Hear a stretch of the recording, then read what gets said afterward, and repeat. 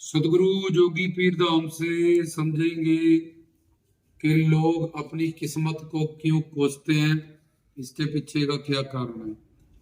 तो सबसे पहले ये पता होना चाहिए किस्मत किसको कहते हैं, किस्मत बनाता कौन है, इसको बदला कैसे जा सकता है।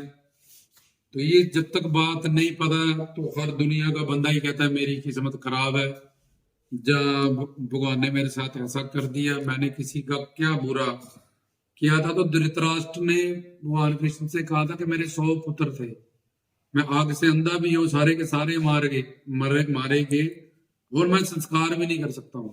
बताओ मैंने ऐसा कौन सा पाप किया था। मुझे मेरे पिछले वेद व्यास के पुत्र थे वो 4 जन्म याद है, मैंने नहीं देखता कि मैंने कोई ऐसा पाप किया है जिसके कारण मुझे ये दंड आपने दिया। जब मुझे मिला तो उन्होंने कहा धृतराष्ट्र तेरे कितने जन्म हुए, तो बोला ये अनंत जन्म हुए। बोले अनंत में से ये एक एक पाप तो तूने सब जन्मों में कहा, कम से कम एक एक पाप तो मान ले। बोला अच्छा ठीक है जी, मैंने एक पाप तो किया ही होगा हर जन्म में, वैसे तो ज्यादा तू एक ही मान। तो बोला ठीक है, अनंत जन्म हुए तो एक एक पाप अनंत पाप हुए। 4 जन्म तेरे को याद है, अनंत माइनस अनलिमिटेड माइनस 4 कितने बचे। बोला जी अनंत। तो फिर वो चुप करके बैठ गया कि बस बोला वही संचित कर्मों के अनंत जो जन्म हुए उन पापों के बदले ऐसा हुआ। क्या कर्म किया था उसने, ये एक अलग विषय है। इसमें हम समझा रहे हैं कि लोग किस्मत को क्यों कोसते हैं। तो ये किस्मत क्या होती है, अनंत जन्म हमने जो कर्म किए हैं।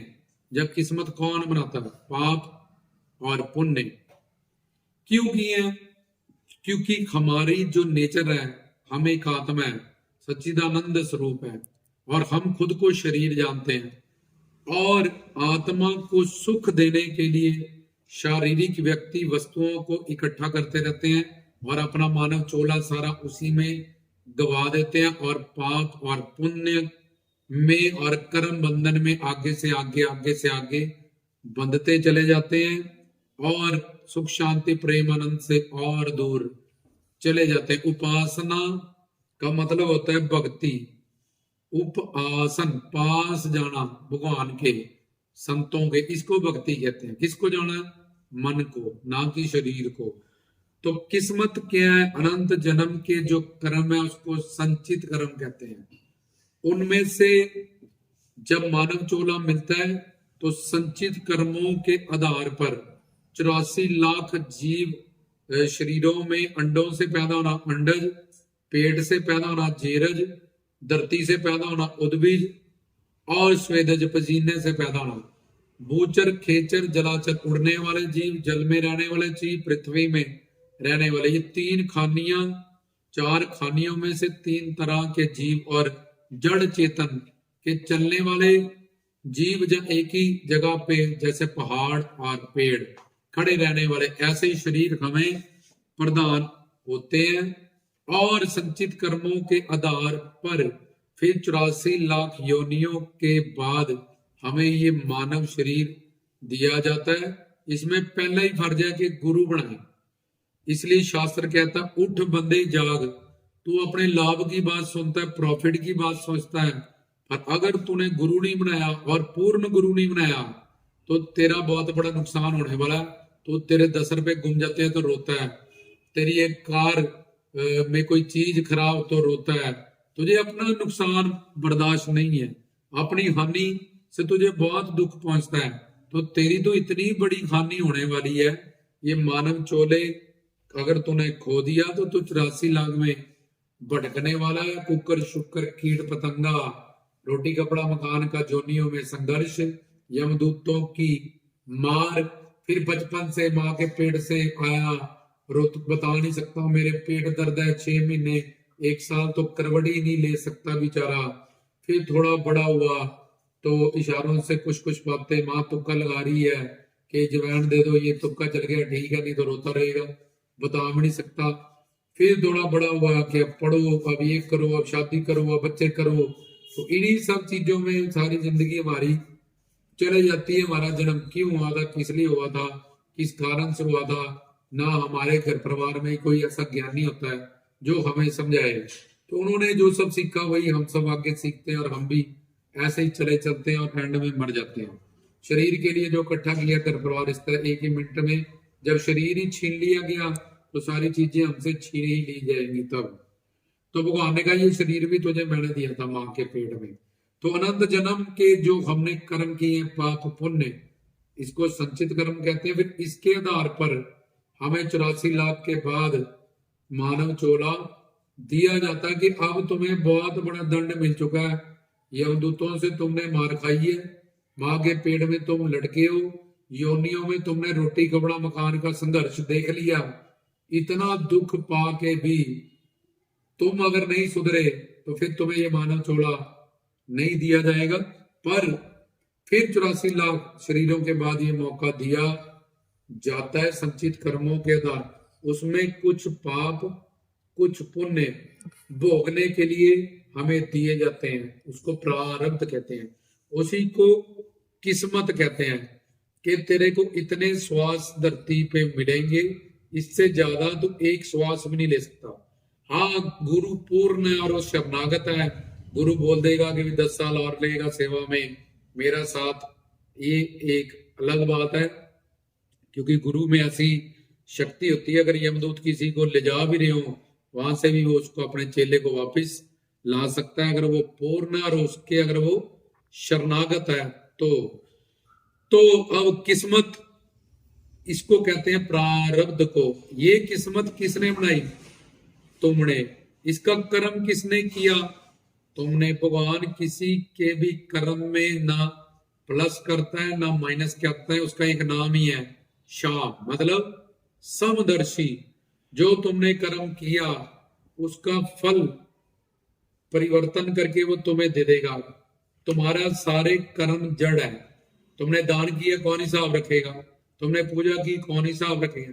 तो भगवान इन कर्मों को फल में परिवर्तन करता है। अगर तुम बोलोगे यार हमें दुख नहीं चाहिए तो तुम्हें सुख भी नहीं मिलेगा। जिन चीजों के मैं पहले बड़ी सुखी थी अपने घर में, मैं पहले बड़ी अच्छी थी अपने पति के साथ, मेरे पहले बच्चे बड़ा मेरे पूछते थे, तो ये कर्म फल ये भी तुझे भगवान ने ही दिया, तेरे कर्मों का फल। और जब अब तुझे सजा या दुख या कष्ट मिल रहा है ये भी उसी भगवान ने सिर्फ कर्म का फल दिया। जैसे एक लड़के को सांप ने काटा तो उसकी माँ संत के पास गई कि मेरे बेटे को क्यों काटा, तो उसने कहा सांप को बुलाओ। सांप ने कहा भी हाँ तूने क्यों काटा? बोला जी धर्मराज ने बोला था। तो धर्मराज ने बोला कि वजी तूने ऐसी सजा क्यों लिखी? बोला जी इसके कर्म ने बोला था। बोला जी कर्म को बुलाओ। तो कर्म ने कहा मैं तो जड़ था, ये कर्म तो इसने किया है जो मरा पड़ा हुआ है बंदा, इसलिए इसको इसके कर्म का सर्कल में चल के फल मिला है, इसमें जो भी किया जिम्मेवार है, ये खुद तुम्हारा बेटा ही है। तो उसको समझ में आया सारा कि ये सब इसने पिछले जन्म में सांप को ऐसे तड़पा तड़पा के मारा था, इस वजह से सांप ने इसको डसा और इसको मार दिया। तो समझ गई। जैसे महात्मा बुद्ध के पास एक गए कि मेरे पति को जिंदा कर दो, तो उन्होंने कहा मैं कर दूंगा। उनके घर से पानी पिलाओ जिनके घर में कोई ना मरा हो कभी। तो मांगने गई, देखती है यार मैंने तो कुछ ऐसे भी बैठे हैं चूड़ा भी नहीं उतरा और पति उनके गुजर गए हैं 1 साल में, जब कार में आते आते ही एक्सीडेंट हो गए, मर गए दोनों ही। तो उसको पता चला कि मेरा दुख तो कुछ भी नहीं है, हर घर में ऐसी जवान मृत्यु हो रखी है, इससे भी बड़ी बड़ी दुख की बातें तो वो भी टिक गई क्योंकि उसको ज्ञान हो गया। तो ये किस्मत हमारे कर्मों से हमने खुद बनाई है, किसी और ने नहीं। भगवान ने उसमें प्लस माइनस नहीं किया। अब बंदे किस्मत को क्यों कोसते हैं? क्योंकि बंदे में, इंसान में दोष देखने की, परदोष देखने की आदत है, नेचर है, मन बुद्धि के आधार पे। इसलिए नानक कबीर फरीद में भी दोष देखता है, रामकृष्ण में भी दोष देखता है। जिनमें दोष नहीं है, गुरुओं पीरों संतों फकीरों में भी जानबूझ के कोई ना कोई उनमें वो दोष निकालता है या कमी निकालता। राम ने ऐसा क्यों किया, सीता का त्याग क्यों किया, ऐसा कर दिया, कृष्ण जी ने ऐसा क्यों किया, फलाने ने ऐसा क्यों किया, ठीक है। तो ये परदोष देखने की जो उसकी वृत्ति है, इसलिए उसको पता तो है नहीं कि किस्मत किसने बनाई, किस्मत किस तरह से बनती है, वो भगवान को ही, क्योंकि उसको पता है किस्मत मेरे फुफड़ जी ने तो बनाई, ना मासी ने बनाई है, तो मेरे सामने ही है सारे, तो किस्मत भगवान ने ही बनाई है। तो फिर अब उनमें ही दोष ढूंढो और उनका ही कसूर निकालो, क्योंकि मेरा नेचर ही है कि जब तक कोई साधु संत महात्मा जब अवतार दुनिया में हो, मैं उनमें कमी निकालता हूं, और जब वो चले जाते हैं, जब कोई संसारी बंदा ही मर जाता है, तो जब उसके संस्कार पे जाए बहुत अच्छा बंदा था जी, ये उसमें जो कमी है वो भी सारी ढक जाएंगी और उसकी तारीफें करेगा, उसके लिए अच्छा कहेगा, क्योंकि वो मर चुका है अब। और जब वो जिंदा था, अगर नहीं भी कोई कमी थी, तो उसमें परदोष देखना, उसमें कमी निकालना, ये इंसान की मन बुद्धि की फितरत है, इसलिए वो किस्मत बनाने वाला तो उसको कोई नजर आता नहीं, तो उसको पता है भगवान ने बनाई होगी किस्मत, इसलिए अब परदोष निकालने की नेचर है उसमें। तो वो बोला भगवान तूने मेरे किस्मत ऐसे क्यों बनाई, तूने मेरे साथ ऐसा क्यों किया, तूने मेरे साथ, तो जब तेरी शादी हो रही थी बच्चे तब तो कुछ नहीं तूने कहा, काठियां कोरे मेरे कि भगवान तूने मुझे क्यों कार दे दी, नहीं देता ऐसे ध्यान देता, तूने मेरी शादी क्यों करा दी, ऐसे ही मैं रहता सारी जिंदगी, तूने मेरे, तो जो चीजें उसको मिली उसका भी आनंद वो छोड़ के जो उसके पास है उसका आनंद भी छोड़ता हुआ जो उसके पास नहीं है उसके लिए तड़पा रहता है, पर एक दिन जो आज उसके पास है उसके लिए वो तड़प रहा था। तो इसलिए नीचे देखता है तो सोचता है मैं तो बहुत ऊपर आ गया, बहुत कुछ है मेरे पास, अहंकार होता है, अपने से ऊपर देता है तो ठूस हो जाता है, हाय अभी तो कुछ भी नहीं है मेरे पास, उसके पास तो 2 बड़ी है, उसके पास तो 4 लड़के हैं, उसके पास तो ये है। तो कहीं भी जिंदगी में वो उस अपनी भगवान की दी हुई दातों का कि शुक्र कर तेरी शादी तो हुई, शुक्र कर तेरे बच्चे तो हुए जिनकी नहीं हुई, जब तो उसकी रहमतों का दातों का आनंद ना मानता हुआ वो भगवान में ही दोष निकालता है।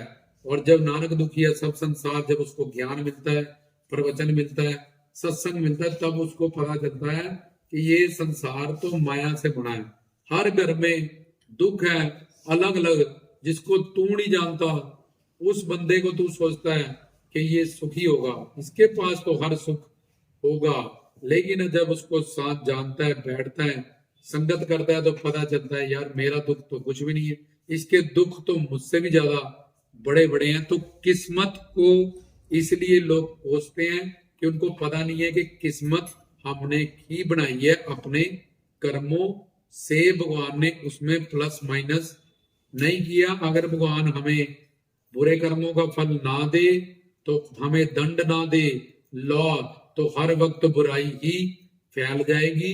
इसलिए हम नसीहत करें, आगे से गुरु बनाएं, ज्ञान प्राप्त करें, बुरे कर्मों से तौबा करें, जो कर्म हो चुके हैं संतों के चरणों में जाके उनके लिए माफी, क्षमा याचना, उनको बख्शनहार तारनहार मानते हुए उनकी तौबा करें, माफी मांगे, आज और फ्यूचर इसको हम सवारें, तन मन धन से सेवा करें और अरदास करें उनके चरणों में बार बार, तो उन कर्मों से हम मुक्ति पा सकते हैं उनकी शरण में जाके, क्योंकि गुरु की शरण में और संतों की शरण में जाके शरणागत होने से हमें अपने कर्मों का दंड भी नहीं भोगना पड़ता।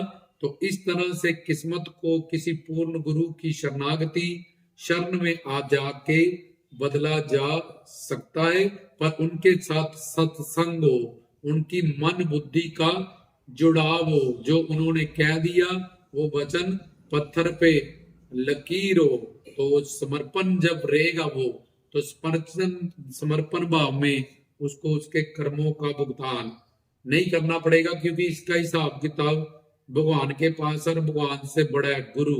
तो वो गुरु के शरणागत और गुरु के समर्पण हो गया, इसलिए भगवान कहेगा कि मैं तेरा कर्मों का चिट्ठा जो भी है तेरे गुरु, अब तू गुरु की दुनिया में चला गया, उनकी सेवा की शरणागत की दुनिया में चला गया, तेरा असूल अब बदल गया। लेकिन जीव